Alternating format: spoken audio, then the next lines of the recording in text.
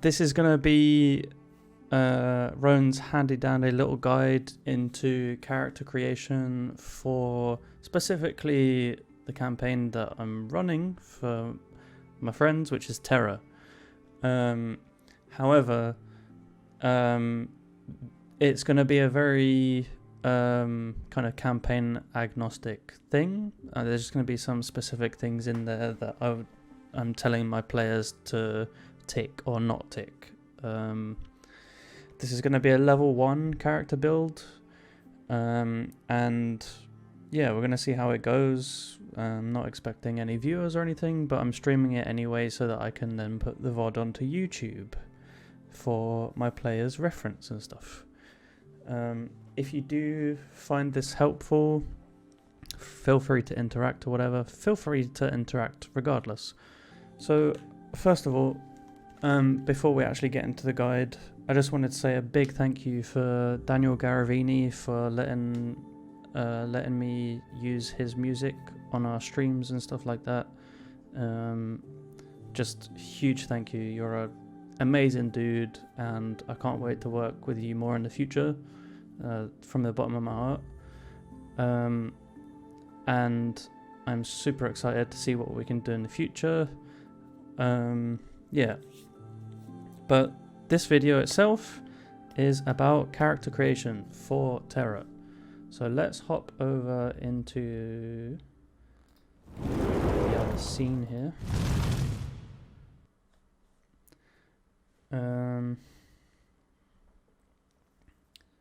Okay, so you should now be able to see the D&D Beyond interface.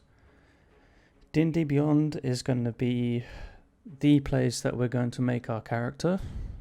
This is because when you have a DM like me who owns all of or most of the material, they're able on D&D Beyond, they are able to share it with their players through the campaign.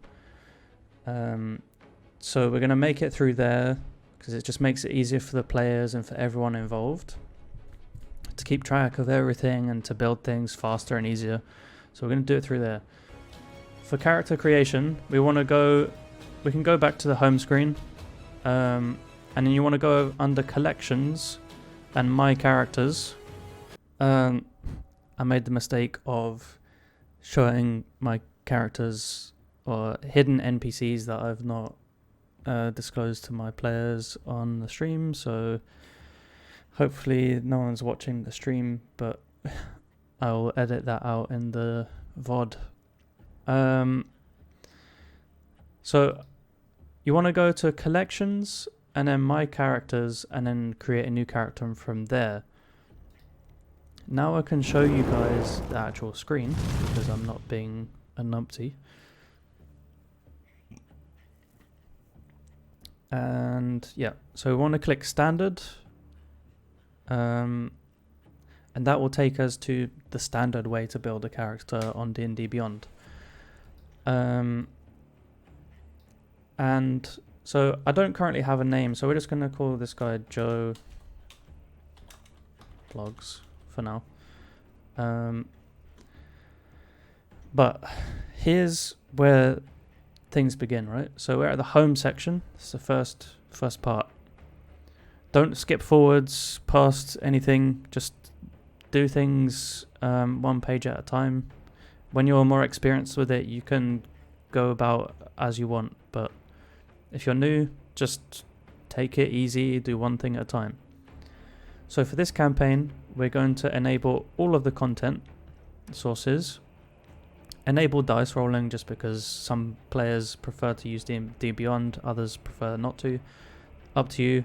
But basically, we're just going to tick all of these toggles on, every single one.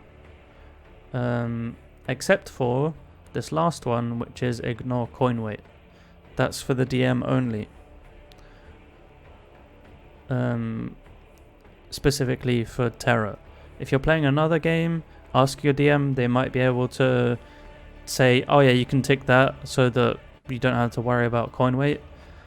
The reason I'm saying don't tick that is because I have a custom item that will hopefully deal with that problem. Okay, so we go over to advancement type. This will be milestone, not XP, and this is because you guys will be leveling up at specific times. Basically, whenever you guys complete a year in Ostrolok's Academy, that will be when you guys level up. So it's milestone. Next up, HP should be manual. And this is because you guys are going to be actually setting your HP.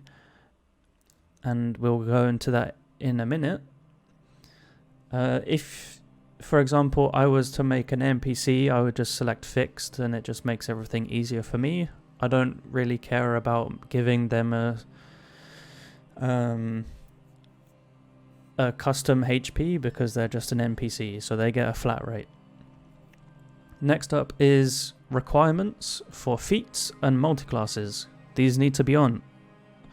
And that is because Barbarian requires you to have like 13 strength or something and all that. That's important. That is about character build, and I can't just let my players multi-class into whatever they want without any kind of cost. That's in there to help restrict you guys so that you can have more fun, I guess. But don't fret if this bothers you. I plan on having a thing to enable you to boost stats and different things, so if at first you can't multi-class into the class that you want to, you will most likely be able to in the future.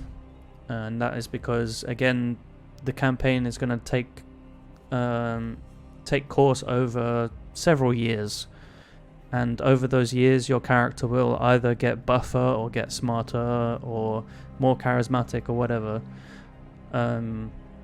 So don't worry too much about that. The next up is show level scaled spells. Display and highlight available spells to cast with higher level spell slots. You want this as just a tool to help you. That's it. It helps you. The next thing, the selection, is encumbrance. We want encumbrance as default, which is use encumbrance. And again, with the coin weight thing, you will have access at some point to things that will combat encumbrance for you. And ultimately, I think that encumbrance is just a mechanic of the game that can be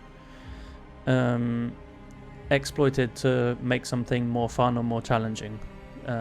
Removing it just takes out that entire element from the game, which is, well, then there's no reason to have strength or anything like that for carry weight and stuff. So yeah, just keep it as it is. And then this is a personal preference, but I always suggest using scores on top, and this is because this tells you in your character sheet what your score is for an ability. So if you have a 13 in dexterity, that will be at the top in bigger writing. And then underneath that, you will then have your modifiers in a smaller number. This is personal preference, but I recommend this way because it's just, I find it easier to read, but it really doesn't matter. With the character privacy, you can have this again how you like. I would recommend private, just so that other people other than the DM can't look at your character. But for Terra, please keep this to private for that reason. Okay, next up we're going to go into race. So I'm going to quickly just pull up my character sheet, or not character sheet list, my character list. And let's see if we can make a character. Sure, okay. So I'm going to go back into this home screen, and this is going to be the character, Bjornhild Surthammer. And we're not going to choose the picture yet, because once you've picked the race, it will shorten the list for you to help you. And she is a dwarf. So I'm going to choose dwarf. However, this page is all up to you. It's a whole lot of reading to understand what these things are. I'm not going to go through all of them. But in terms of making your character, pick ones that do not have the blue home icon here. This is because these are homebrew races. Pick one that most suits your character. If you're playing in Terra, you've already picked a race and you've already got a feel for your character, so you probably have an automatic idea as to what race they should be.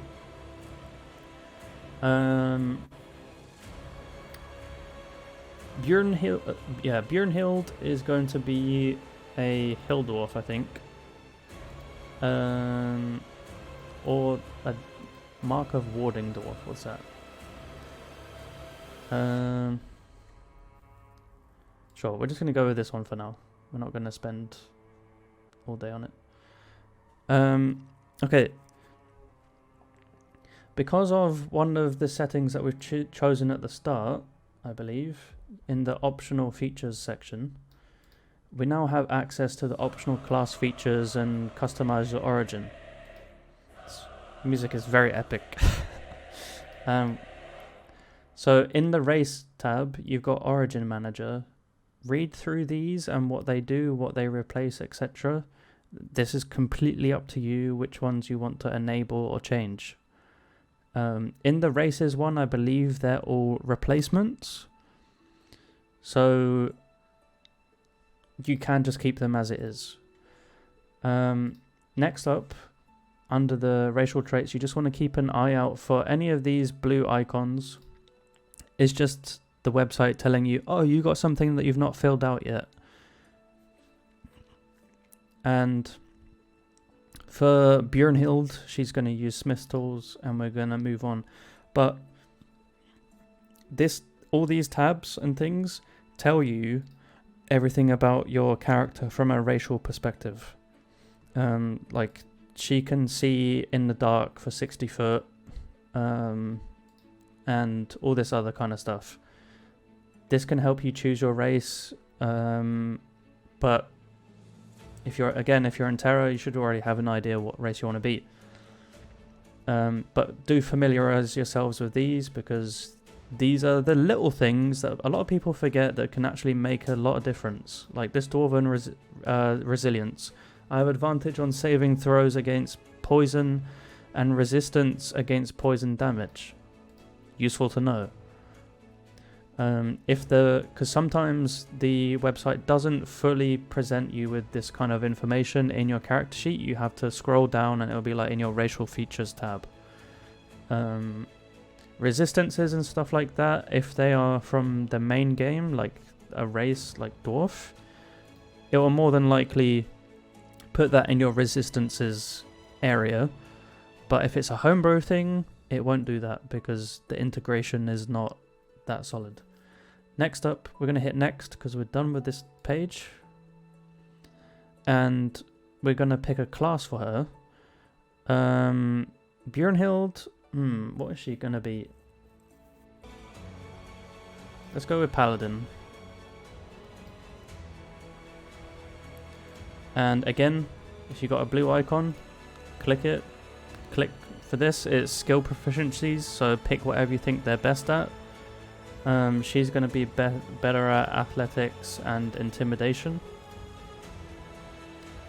And again, this is a level 1 character build, so do not change this. You're making level 1. And in terms of your HP and stuff, we'll get into that in a second. But first off, we've got the optional feature manager again. Anything that says additional, click it.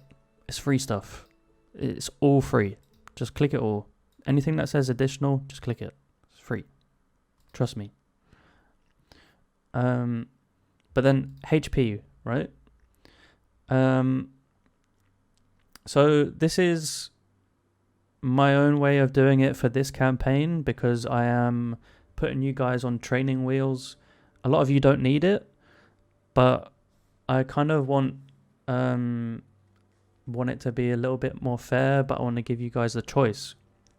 And that choice is, for Terra, you can either roll or you can take the average. If you think you're going to take the average the entire time, you can go back to the home screen and click that fixed HP selection. However, I recommend doing it manual and then just either taking the average or rolling. So for a lot of you, you'll probably be rolling. If you are going to roll for HP, then I want you to take... in fact, to be fair, I would actually recommend that all of you, even if you're going to take the average, do this. And this is, if you get below average, just take the average. So for example, her hit dice is 1d10. If I were to roll a 3 on her, I'm going to take the average, which would be 5. If I roll a 1, I re-roll. And the same goes for you guys. You can re-roll 1s 100%. But if you get below average, just take the average. If you get above average, good on you. But just, you know, the HP is an area for you to be honest with yourself.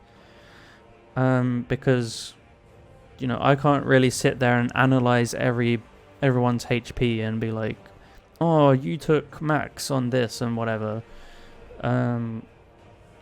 But I would like to have a thing so that whenever everyone levels up, that is when everyone rolls for HP.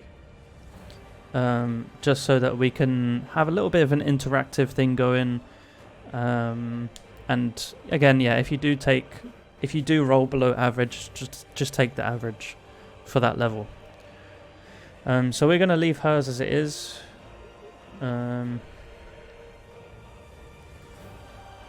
Just because she's an NPC, but I'll go back through and change these things for NPC stats and stuff. Next up is the abilities. We are going to use standard array. I know a lot of you guys like to use rolling for yours and for point buy and stuff like that, but no, not this time. Everyone's going to be using standard array so that everyone has a fair amount. No one's getting like super high and no one's getting super low. Everyone's getting a set amount. And if you roll super high and you're like, oh dang, I've got to use standard array, that sucks. Don't worry. James, I'm not calling you out at all. I'm just using it as an example because it does happen. Don't worry. Again, like I said, there's going to be mechanics in place to allow you to upgrade your stats. Whether that's through training or through magical influence or through reading a magical book that helps you helps enchant your body so that you can do stuff. Like, there's going to be that kind of stuff in place so that you can develop your character over time. It's an RPG, so I'm not just going to say you got this stats that you start with it in the game, they're not going to increase, because that's just stupid. That's not how an RPG works. There needs to be a way for you to upgrade your stats. End of. So, because Bjornhild, which I'm going to go back and choose a picture for, based on the ones here, you guys, if you're playing Terra, you are lucky enough to have been presented with a custom picture by Sophie. So please use that in this place. There is a choose a file icon. Just try to crop it so that you've got the face like this, just so that people can see your face a little bit easier. Get a better understanding. If it's too far zoomed out, people can't really see your character very well. So I'm going to choose this one, just because it's actually a decent fit for Bjornhild.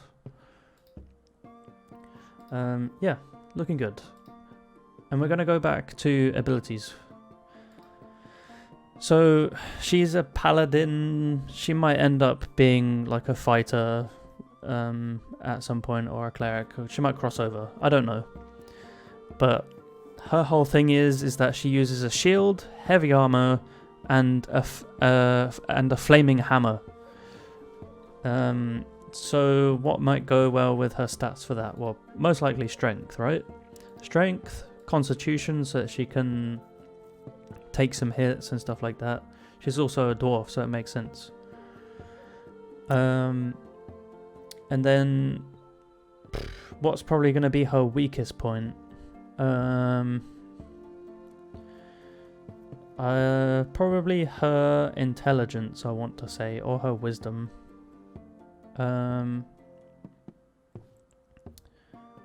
Yes, I'm gonna actually give her lowest stat to her wisdom. Then I'm gonna go intelligence. And then I'm gonna say that she is more charismatic than she is dexterous. However, depending on the race that you're playing and the class and everything like that, these will adjust. So if I scroll down, you'll see here that she's got a +3 in Constitution, and her total score is a 16 instead of a 14, and that's because of her racial bonus here. She gets a +2 in her Constitution. So if you look at these rows here that say your racial bonuses, you will probably see a few bonuses.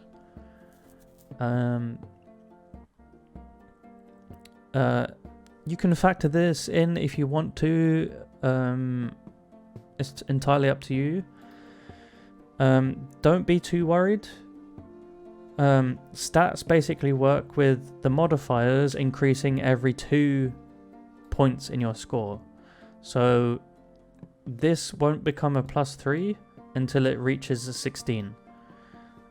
So you're probably going to end up starting with some odd numbers here and there. Don't worry about this. Like I said, you're going to be able to increase your stats at some point. So this 13, this 11, this 15, they can get rounded up at some point. Not now, but at some point they will. When I'm building NPCs, I do this automatically so that I don't have to then go in and do it later. Just all my NPCs get bonuses like this just to round them up. Yeah, there you go. Just to round them up to an even number. But for the players and the player characters, keep these as unmodified, except for your racial bonuses. Okay, next page. Next page, we've got the background. So this is everything about your character that has led up to now. Were they a criminal? Were they a noble? Quite a few you guys are nobles, so that's probably the best one. Up to you which one you want to choose, noble or noble Baldur's Gate. Perhaps they're not going to be a sage or a soldier or anything like that, because you guys are like literally kids at this point, teenagers coming into like your into your prime, basically. You're not at your prime yet, but you're getting there. So don't pick a sage or a knight or anything like that, because that's not going to be you. If you're playing a different campaign, then adjust it accordingly. But for Bjornhild as a level 1, what would she have been? Before, she would have been, let's say, a outlander, quite a popular one. An outcast, just someone that didn't really, wasn't really a part of civilization. Like it says here, you grew up in the wilds, far from civilization and the comforts of towns and technology. That's just a placeholder. It's not necessarily what this character's about, and it's definitely not what your character's about. You choose this. Next up, we've got the skill proficiencies. So again, it's just what's she going to be best at? Let's try nature. If she's been in the wilds and stuff, perhaps she's picked up some nature. Tool proficiencies. And then you've got a language. I think a lot of the backgrounds have languages, some have multiple, I think. But this is basically secondary to what she would already know. So in the racial section, she would automatically know Dwarvish. You can change that. So for example, using the optional information, if I go to it, Origin Manager, you can replace your languages that you would already have. And so for example, let's say she's a dwarf, but she's never lived around dwarves and never studied Dwarvish. Perhaps she just always lived around elves. I could say that her first language is Elvish. And then, you know, she's learnt something else from there. But for this character, she is going to learn...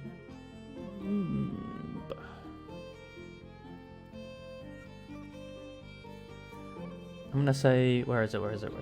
Giant. Why not? Perhaps she's wandered around a few giants and picked up a few words here and there. Okay, this is the last page before we actually get to view our character sheet. And for Terra, you guys are going to actually get nothing. So we're going to remove everything. And then we will get this icon here, which says skip starting equipment. If we click that, it says add it. So just skip it. And then you should see that your inventory has nothing. This is including gold and stuff like that, because this is going to be the basis for your equipment and your inventory, at which point you'll add the stuff that you've collected through your solo sessions and through the first couple of sessions in the campaign. You started off as level 0 in Terra, and you've picked up a couple of things like a backpack or a book or whatever. That is where you'll then add these in here.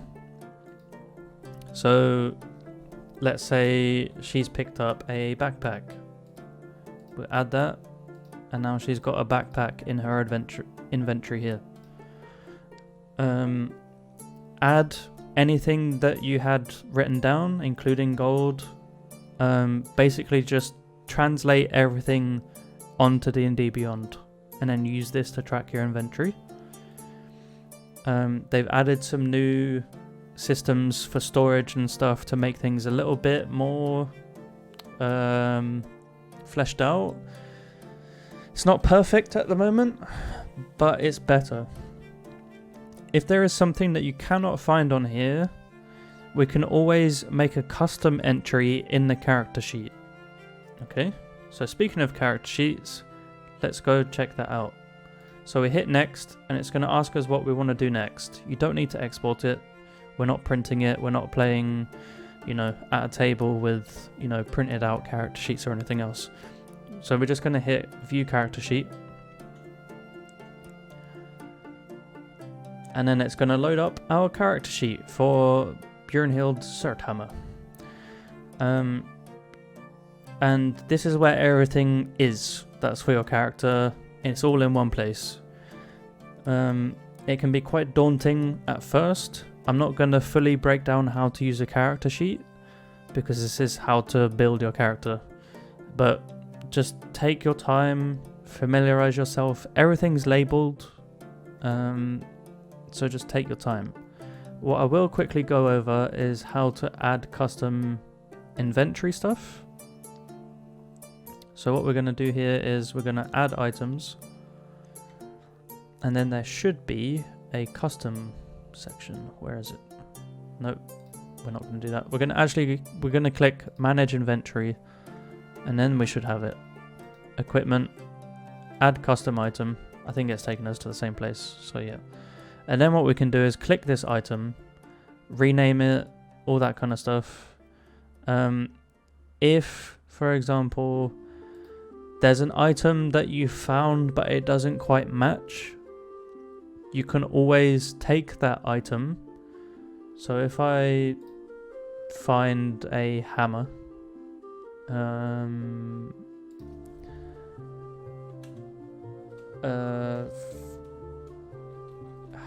hammer,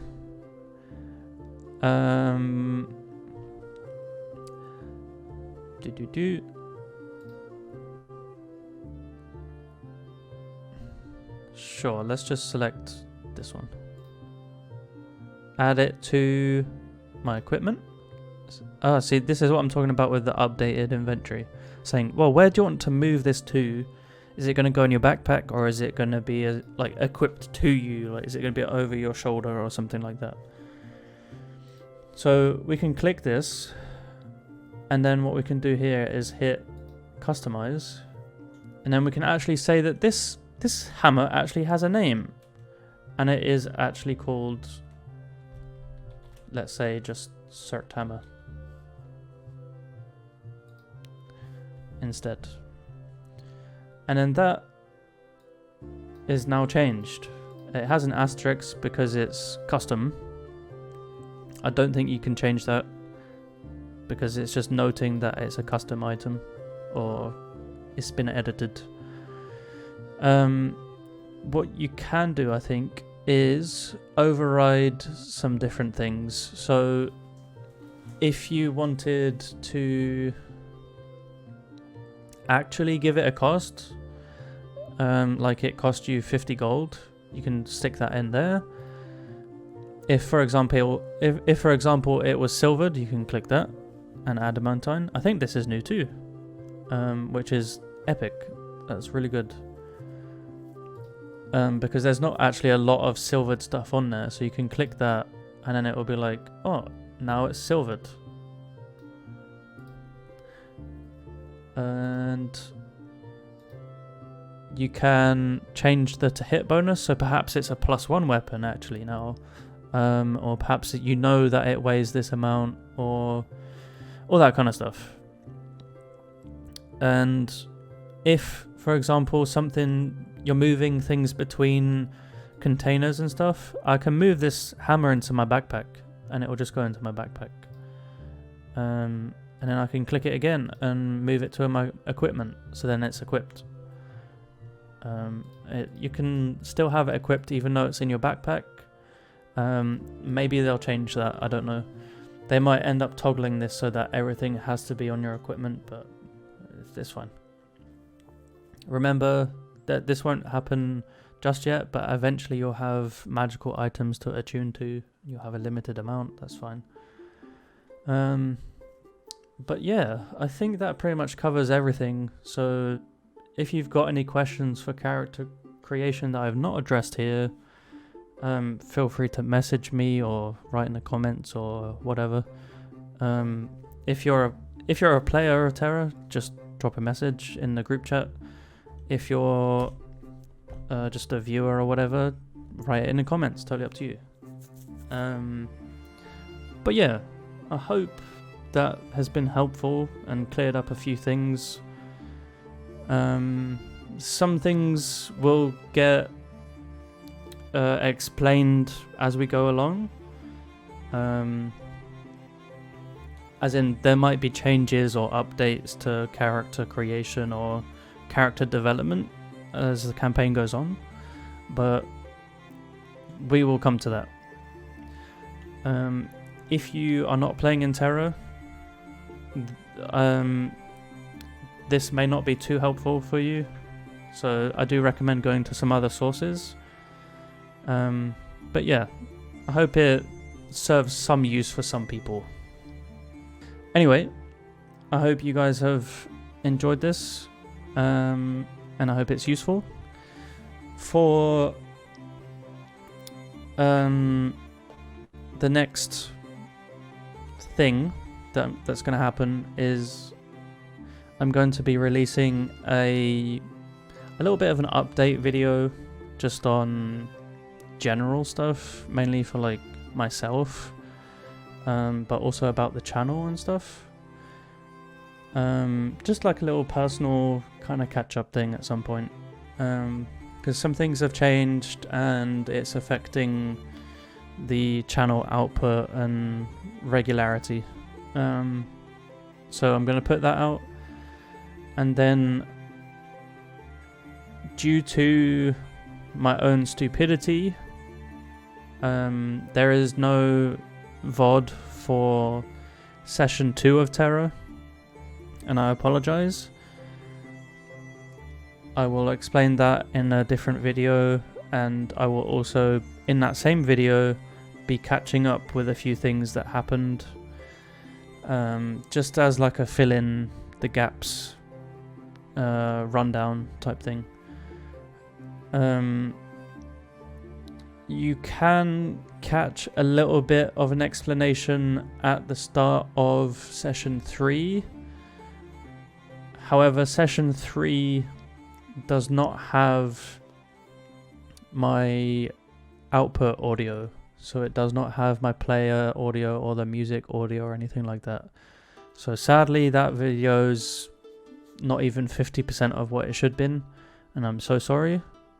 But I hope to fix it for session 4. Rookie mistake, just not setting up things properly. Yeah, so I hope it's been useful, and I hope that I can make it up for my mistakes with the streaming and stuff. But life is a little bit awkward at the moment, and I am new to this whole routine, so please do bear with, but all will be explained. So yeah, I don't really have anything else to say, so I will catch you guys in the next thing, whatever that may be, stream or video on YouTube or whatever. Please do interact. It means a lot, even if it's just a thumbs up or a little comment saying hi or whatever. It means a lot. But yeah, stay safe. I hope everything is going well with you guys, and yeah, I'll catch you guys soon. Bye.